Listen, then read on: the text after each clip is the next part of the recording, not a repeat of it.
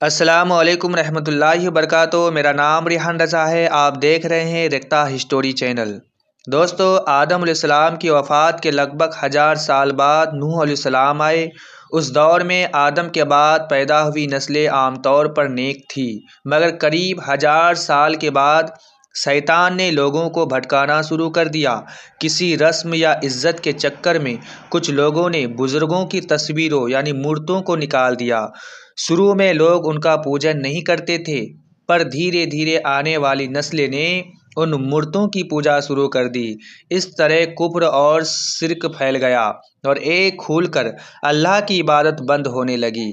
تب اللہ نے نوح علیہ السلام کو حکم دیا اور وہ اپنی قوم کو دعوت دینے لگے کہ اس زمانے میں انسانوں کی عمر بھی لمبی ہوتی تھی۔ کہا جاتا ہے کہ نوح علیہ السلام کی عمر قریب 950 برس تھی۔ نوح علیہ السلام نے دن رات محنت کرتے ہوئے لوگوں کو اللہ کی راہ پر بلایا، گھر گھر جا کر سبھا سبھا میں جا کر انہیں سچیت کیا، جیسے کہ سورہ نوح میں آیا ہے کہ ہم نے نوح کو ان کی قوم کی طرف بھیجا۔ انہوں نے صاف صاف کہا کہ اللہ کی عبادت کرو، اس سے ڈرو اور میری بات مان لو، تاکہ تمہارے لیے عذاب سے پہلے راہ نکلے۔ آدم علیہ السلام کے بعد 1000 سال کے قریب جب لوگ دھیرے دھیرے بت پوجا کی طرف مڑے، تب اللہ نے نوح علیہ السلام کو بھیجا۔ اس سمے لوگوں کی آیو یعنی لمبی تھی۔ نوح کی عمر لگ بھگ 950 سال بتائی جاتی ہے۔ نوح علیہ السلام نے گھر گھر سبھا سبھا جا کر لوگوں کو اللہ کی عبادت کی دعوت دی اور انہیں آنے والے عذاب سے آگاہ کیا، جیسا کہ سورہ نوح میں فرمایا گیا۔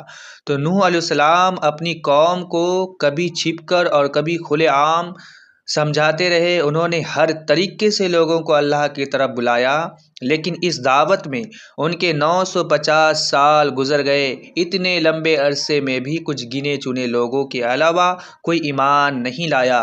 ان کی قوم ان کا مذاق اڑاتی تھی اور کہتی، اگر تم سچے ہو تو جس عذاب کا ذکر کرتے ہو اسے ہمارے اوپر لے جاؤ۔ وقت گزرتا گیا، لیکن ان کی قوم کی ضد اور غرور بڑھتا ہی گیا۔ برائی پھیلتی رہی اور نوح علیہ السلام کو ہر دن تکلیف پہنچائی جاتی رہی۔ جب آخر کار کوئی ایمان نہیں لایا تو اللہ تعالیٰ نے نوح علیہ السلام کی طرف وحی نازل کی اور فرمایا، اب تمہاری قوم میں سے جو لوگ ایمان لا چکے ہیں ان کے سوا کوئی اور ایمان نہیں لائے گا، اس لیے ان کے کاموں پر غم مت کرو۔ یہ سن کر نوح علیہ السلام بےحد اداس ہوئے اور انہوں نے اللہ سے دعا کہ اے میرے پروردگار، تو اس زمین پر کسی کافر کو زندہ نہ چھوڑے اور مومن مردوں اور عورتوں کو اپنی رحمت سے بخش دے۔ جب نوح علیہ السلام نے یہ دعا کی تو اللہ تعالیٰ نے انہیں حکم دیا کہ وہ ایک بڑی کشتی یعنی جہاز تیار کرے۔ نوح علیہ السلام نہیں جانتے تھے کہ اتنی وشال کشتی کیسے بنایا جائے۔ اللہ نے جبرائیل علیہ السلام کو ان کی مدد کے لیے بھیجا۔ اس وقت نوح علیہ السلام پہاڑ پر رہتے تھے اور ان کے پاس پیڑ پودے بھی زیادہ نہیں تھے۔ نوح علیہ السلام نے جب اللہ کے حکم سے کشتی بنانے کا کام شروع کیا تو ان کے آس پاس اس وقت صرف پانی اور پہاڑ تھے۔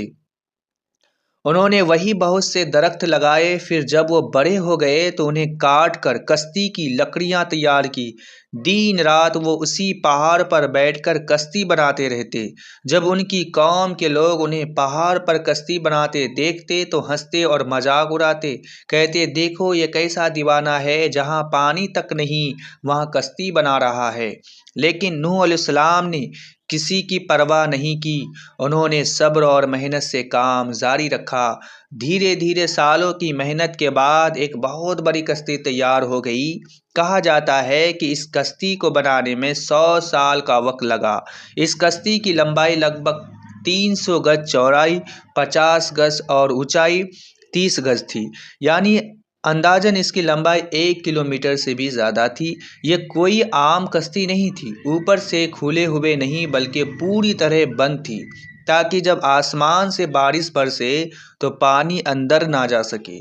کشتی کے 3 منزلیں فلور بھی اور ہر منزل میں ایک بڑا دروازہ تھا۔ پھر اللہ تعالیٰ نے نوح علیہ السلام کو حکم دیا، اے نوح، اپنے ساتھ ایمان والوں کو، اپنے گھر والوں کو اور زمین پر موجود ہر جانور کا ایک ایک جوڑا اپنے کشتی میں سوار کر لو۔ جب سب کچھ تیار ہو گیا تو اللہ نے آسمان کے دروازے کھول دیے اور زمین کے سوتے ابلے پڑے پانی چاروں طرف میں امر پڑا۔